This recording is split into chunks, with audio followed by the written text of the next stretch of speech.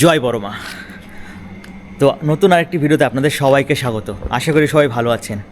তো আজকের ভিডিও হতে চলেছে এই বড় মায়ের কাঠামো পুজো নিয়ে।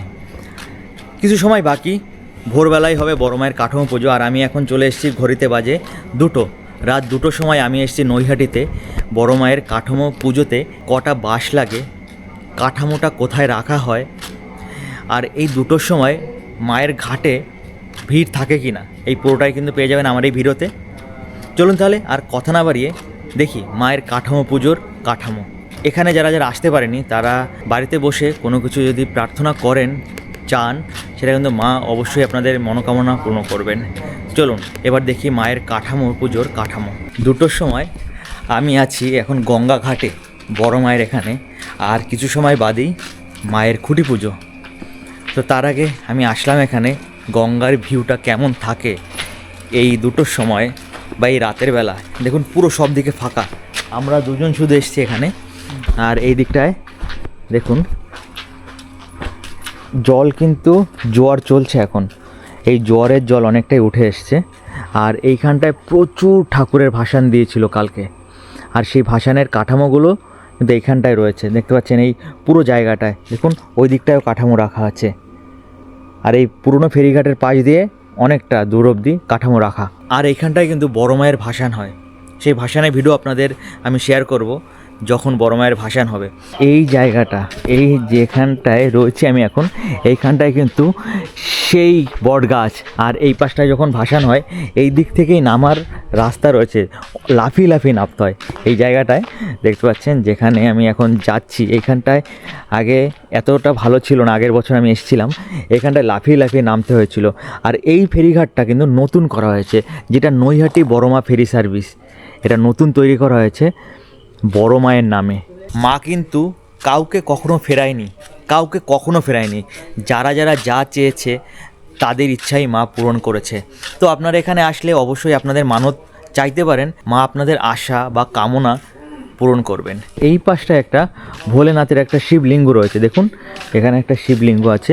এখানটায় যে শিব চতুর্দশীর সময় বা শিবরাত্রির সময় এখানে কিন্তু অনেক লোকের ভিড় হয়, প্রচুর লোক, মানে এই জায়গাটা দেখতে পাচ্ছেন প্রচুর লোকের ভিড় থাকে তখন, মানে যা তা লোকের ভিড় হয়।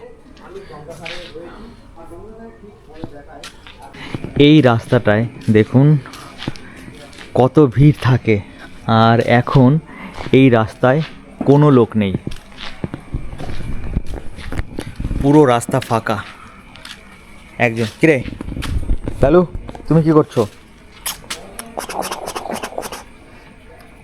তুমি ঘুরতে এসো, চলো আমাদের সাথে ওইদিকে চলো। দেখুন এই রাস্তায় কোনো লোক নেই, আসে শুধু লালু রয়েছে। লালু চলো ওইদিকে চলো, ওইদিকে চলো, ওইদিকে চলো, চলো ওইদিকে চলো, ওইদিকে চলো, চলো চলো চলো চলো।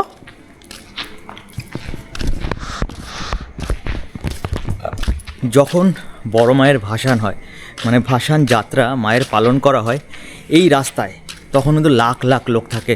আর দেখতে পাচ্ছেন এই যে বাড়িঘরগুলো রয়েছে, আমার চারপাশে যে বাড়িঘরগুলো রয়েছে, বাড়িঘরে কিন্তু থাকে প্রচুর লোকের ভিড়, মানে এখানে কোনো ঘরের জানলা কিন্তু ফাঁকা থাকে না। মাকে একবার দর্শন করার জন্য সবাই কিন্তু ভিড় করে থাকে এই বাড়িটার প্রত্যেকটা জানলায় আর এই রাস্তার প্রত্যেকটা জায়গায়। বড় মায়ের কাঠামো পুজো, তারপরে এইখানে অনেক ঠাকুর রয়েছে, যেটা সবুজ কালী, মেজমা, এখানে অনেক ঠাকুর হয়। এই পুরো রাস্তাটা জুড়েই ঠাকুরের প্রতিমা থাকে। রাত কিন্তু এখন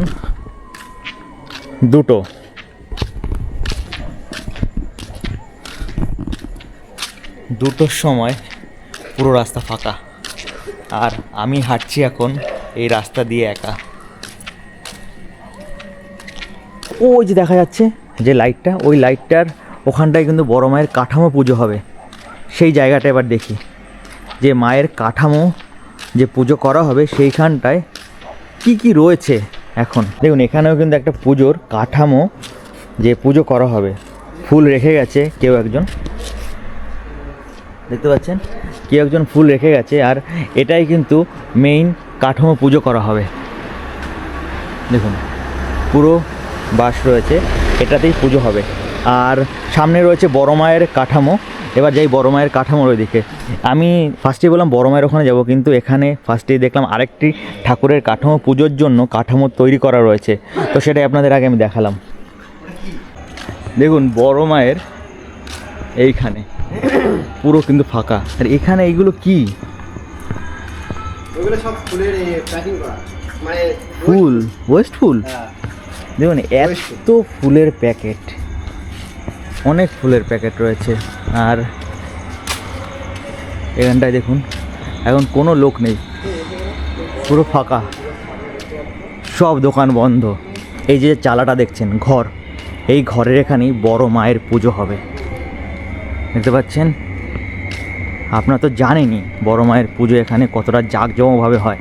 এই নৈহাটির বড় মা কতটা জাগ্রত সেটা আর আমি বলে আপনাদের সময় নষ্ট করব না, কারণ মা খুবই জাগ্রত এখানে। কারণ মায়ের কাছে যে যা চেয়েছে সব সময় মা তাদের মনস্কামনা পূর্ণ করেছে। দেখুন মায়ের এই চালাটা করেছে ঘর, আর এইখানটা বাঁশ রাখা হয়েছে।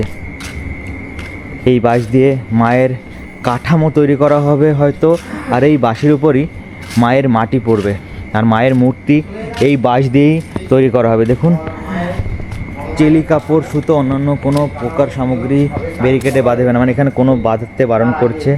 দেখুন মায়ের মূর্তি এইখানটাই বানানো হবে, বেশ অনেকটা বড় মায়ের মূর্তি হয়।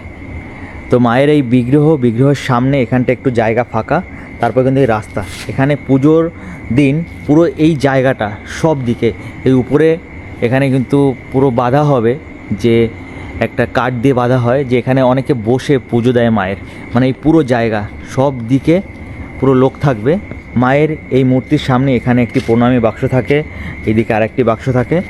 আর আমি এখন দেখাচ্ছি মায়ের যে মূর্তিটা যেখানে তৈরি করা হবে, মানে মেইন দেখুন মায়ের কাঠামো, বড় মায়ের মেইন মূর্তি কিন্তু এই কাঠামোর উপরই তৈরি করা হয়। তো মায়ের এখানে লক্ষ্মী পুজোর দিন কাঠামো পুজো হয়, আর সেই কাঠামো পুজোর জন্য তিনটি কাঠ, বড় বড় তিনটি কাঠ রয়েছে। সেই কাঠগুলো খুব ভক্তি করে বা রীতি মেনে মায়ের এই কাঠ কিন্তু সব রাখা হয়। মায়ের কাঠের প্রত্যেকটা স্ক্রু লাগানো হয়, আর এখানে মায়ের যে কাঠামোর মেইন যেখানে মূর্তিটা তৈরি করা হবে সেখানে দেখুন বাঁশ লাগানো হয়েছে। এইখানেই লক্ষ্মী পুজোর দিন হবে মায়ের কাঠামো পুজো। তখন এখানে কিছু না হলেও 10 থেকে 15,000 লোক থাকবে। মানে লক্ষ্মী পুজো মানে কালকে সকালেই লক্ষ্মী পুজো, আমি আজকে রাতে এসেছি, কালকে সকালে এখানে 10 থেকে 12,000-এর বেশি লোক হবে। এত লোকের মধ্যে হবে মায়ের কাঠামো পুজো। যদি আপনারা এবছর না আসতে পারেন, পরের বছর মানে 2026-এর লক্ষ্মী পুজোর দিন আসবেন, সেদিন দেখতে পাবেন মায়ের কাঠামো পুজো। এটাই মায়ের কাঠামো, মায়ের যেখানে পুজো হবে সেই কাঠামোটাই কিন্তু এটা।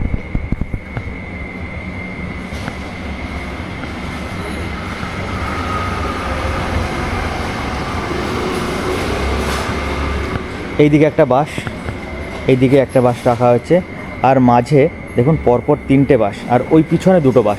টোটাল মাঝখানে 5টা বাঁশ থাকবে, আর সাইডে একটা, এই সাইডে একটা, মোটামুটি টোটাল 7খানা বাঁশের উপরে মায়ের মেইন মূর্তি তৈরি করা হবে।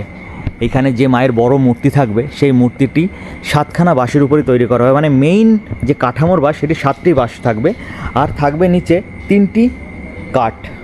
দেখুন 3টি বড় বড় কাঠ রয়েছে, এই কাঠের উপরই মায়ের কাঠামো তৈরি করা হবে, আর মায়ের যে মূর্তিটি এর উপরই তৈরি করা হবে।